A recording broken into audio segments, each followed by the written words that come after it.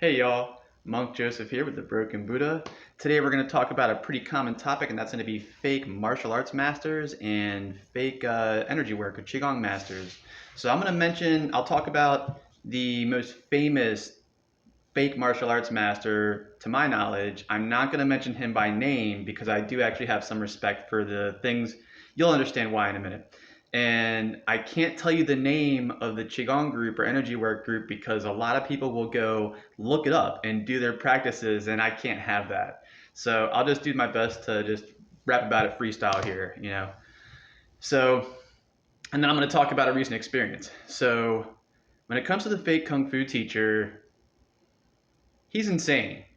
Uh, I like I pulled some information out of his curriculum and his teachings, but he's insane. He uh, he has concepts that he swears are scientific that I've talked to like engineers and scientists, and they're like, it doesn't make any sense because I'm not smart enough to understand some of that stuff. I understand it on like an idiot savant level. So he has this explanation that he thinks is brilliant and genius, but I've talked to brilliant geniuses of that trade, and they're like, he doesn't know what he's talking about. Beyond that, I've seen him say, this is how crazy he is. I've seen him say that he invented the leg curl. And when I say that, this is what I mean. He was standing next to a guy and goes, "Do you know this exercise? I create that." And the guy laughed because he thought he was joking, but then the guy was like, "No, seriously, I invented lifting your foot up like that." It reminds me of like Doctor in the Austin Powers movies when Doctor Evil's like, "My father would make outrageous claims like he invented the wheel." Okay, all right, so I gotta try to stay on topic here. So beyond that, there is a core technique that he teaches people that he says is like traditional to an ancient style of kung fu, and it's like he uses it everywhere. I mean, he spends hours and hours teaching every student this technique and claims it's part of one style of kung fu. But I have spent a lot of time with him, and I know that he learned that technique.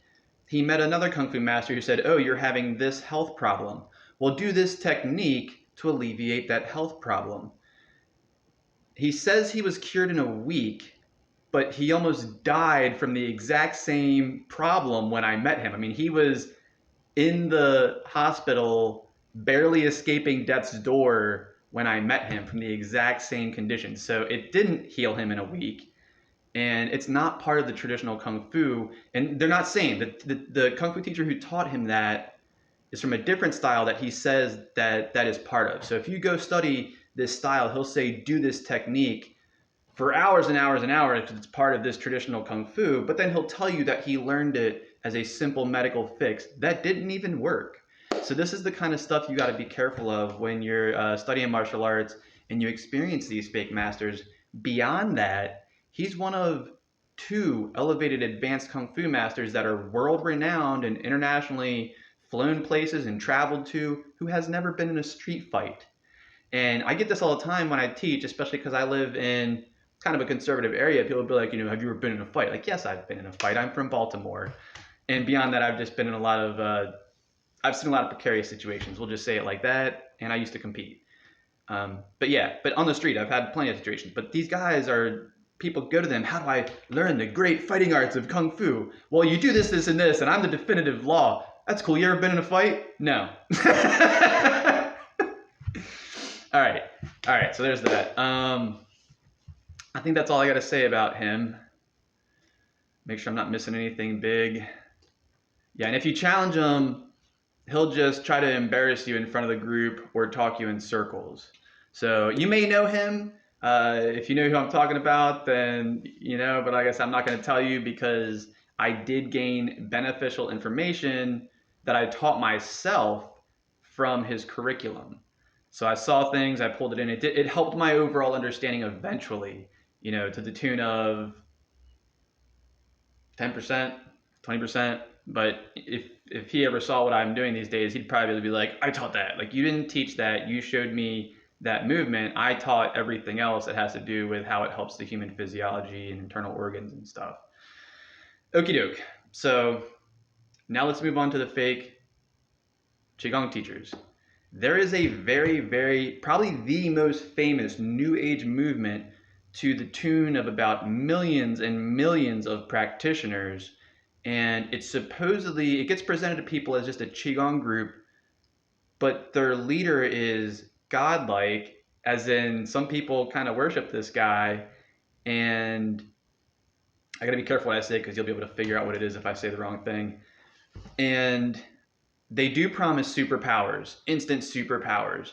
But where the weird line is with them is that they say you must be super virtuous to attain these superpowers, but we also need you to lie to the public and the governments if you're asked certain questions. That's the kind of weird stuff you got to pay attention to. And it's clear as day, like they're not going to hide that. It's very openly known that they are told to lie.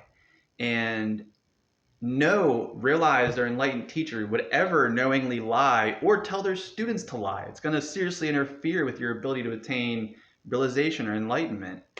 As far as the Qigong, I've looked at some of it. It doesn't really have any merit. It's good to make people aware of their internal health, internal organs, their fascia, and how bioelectric function moves around their body.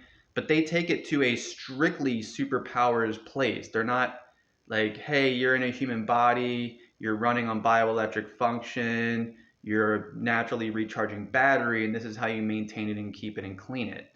So there you have that. And yeah, it's not a superpower. It's just how to keep your fascia, how your insulators and electrical transmitters in your body clean, how to keep everything firing, how to keep your nerves clean and firing, stuff like that. So you really got to watch these groups. And I have had interactions with two of their teachers, one when I was really young, and he had us doing all these extreme yang exercises without proper care and lots of projecting our energy outward away from ourselves. And me and the other top student, our lives completely crumbled around us while he prospered out of it. And then at the same time that mine and the other top students, everything, it wasn't just situational, it was psychological, it was physiological. You know, when we were crumbling and he was prospering, he cut ties. And he didn't just cut ties with us, he cut ties with the whole group and acted like none of it ever happened. And it's been about 12 years, 10 to 12 years, and now he's finally picking up a new student. So it'll be interesting. He's going to do the same thing, obviously. And maybe he's doing it ignorantly to some extent, but I know he's doing it intentionally to some extent as well. So you just really got to watch out for those fake masters and fake Qigong masters. All right, so I'm going to close with my most recent story.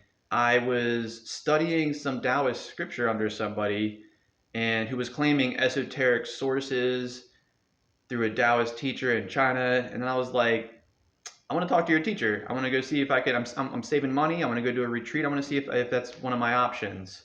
He doesn't talk to people. He won't take new students. And when I realized he was lying, and really quick, he says that he learned some super esoteric stuff, energy work, which by the way, what he's teaching is same as it's actually the curriculum from that group that I said was fake that will give you superpowers and whatnot, blah, blah, etc. And he was saying that he learned that, which started in like 2006. I mean, the movement started in like the early 90s, but as an organization, they solidified, I think, in 2006. So he's teaching a 2006 Qigong, telling people it's ancient esoteric Taoist yoga, while saying that he has a teacher that passes lineage secretly, but the Tai Chi he's doing is Beijing Standard, and the Xingyi he's doing, I don't even recognize it as Xingyi, to be honest. I mean, it's probably Beijing Standard. If his Tai Chi's Beijing Standard, then so is his Xingyi more than likely. But the whole thing, everything he says is a lie. And his whole goal was, you need to come do retreats with me, and then I'll think about asking the master. And I was like, well, let me just talk to the guy. And this is again when I said I kind of got off track there, but this is when I knew he was lying. He was like, well, he doesn't have any electronic means. I assumed that when he said he was secretive. Give me his address, I'll write him a letter. And he just kind of went silent and was like, you have to, and that's when he said, you have to go to a retreat in order to talk to the master. Like, pay him lots and lots of money, to go do what he says and believe what he says, and it was just a whole thing. So there you have it, guys. Be careful. There are a lot, and I mean a lot of fake masters. Like I said, you got 2 international kung fu teachers, arguably 2 of the most famous. One of them I'd say is the most famous kung fu teacher in America. Yeah, it's that deep, who has never been in a street fight. And another one is internationally recognized for decades and decades, their styling group, and has never been in a street fight. So you got to be careful with those things and ask the plain questions. If they don't want to answer them, there's a reason for that. If they're talking to you in circles, there's a reason for that. And you got to watch for those really simple lies when it comes out of the Qigong groups. Like, you must be virtuous, but we need you to lie if anybody asks you about this. That should be like a huge red flag. So there you have it. I will have a follow-up video, 2 fake Qigong groups coming up hopefully today. But that's all I got for you. I hope you enjoyed the video. If you didn't enjoy it, I hope it was at least informative. And thank you for stopping by the Broken Buddha. Peace and blessings.